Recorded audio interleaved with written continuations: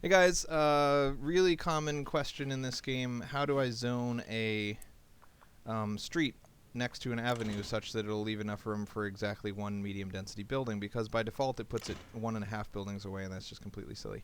So the answer to the question is you can use this cheap little tall green row thing, but this is actually slightly smaller than a building, okay? So you can use this and then just make sure to leave a tiny bit of room off the end like that, and that'll work. Or you can use this more expensive soccer or baseball fields. Right, so the soccer field, if you can fit a soccer field in somewhere, then a maximum density building will fit in that same spot.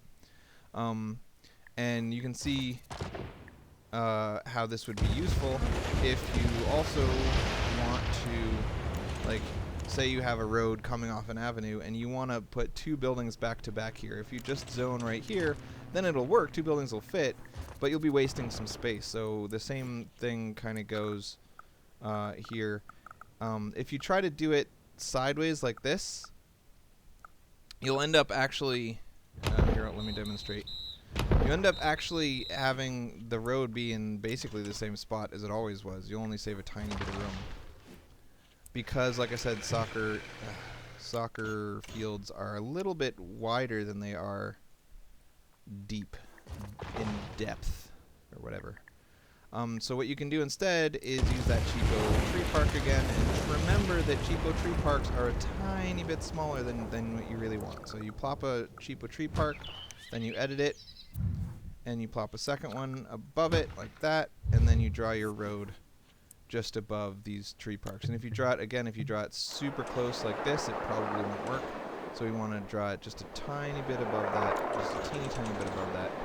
And then you can check your work with soccer parks again and just say, alright, is this going to work? And if you see little blue dots above this one, then it's the perfect distance away, right? So now we can look in between them and say, oh, look, there's no room for a street in between these. That means that we're gaining a tiny bit of extra zoning space. Now the same thing works with curved streets. If you want to draw a curve between 2 points, you just use the little curvy tool and you say, okay, I've got a street here and a street here, and I want to curve in between them. And it doesn't really work properly, so you gotta like really mess around with it. And even like if you look at this, the guidelines for this street and this street, they're not quite identical, but it's good enough. You can fit easily two full density zones between these two streets, right? But again, look, there's a big spot in the middle where we're just kind of wasting space. So what you want to do instead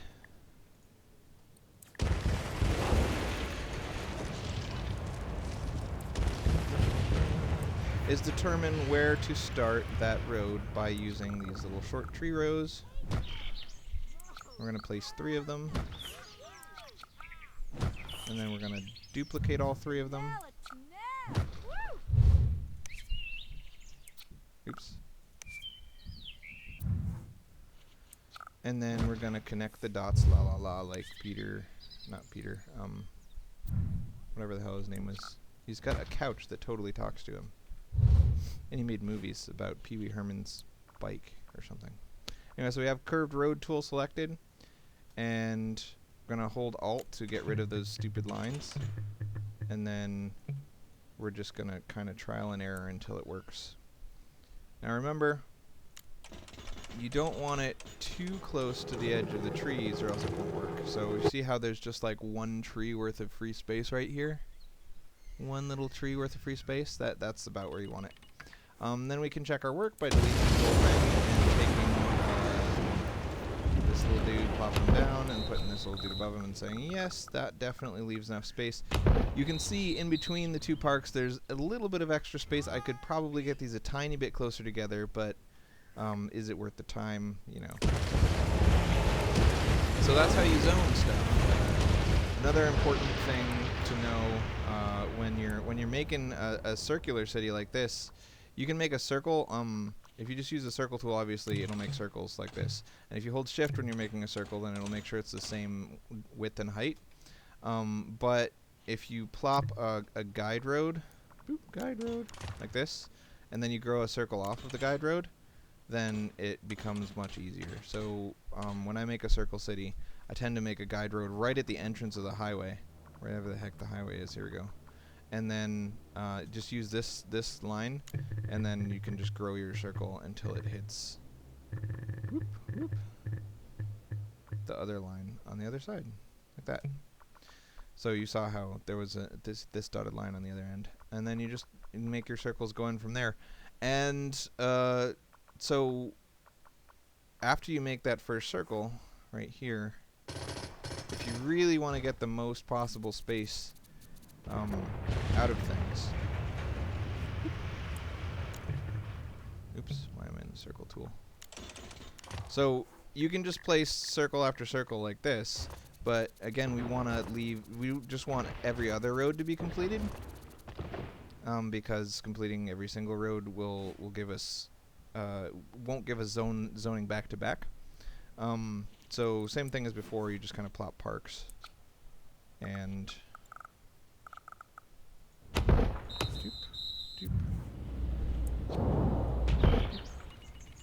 then you place your little circle road, circle tool, and you say I want it to intersect right here, and then you go down from there. I mean, obviously it's not going to work because there are existing intersections all around here, but that's generally what you want to do when you want to get a max density city in order not to waste space. So happy birthday.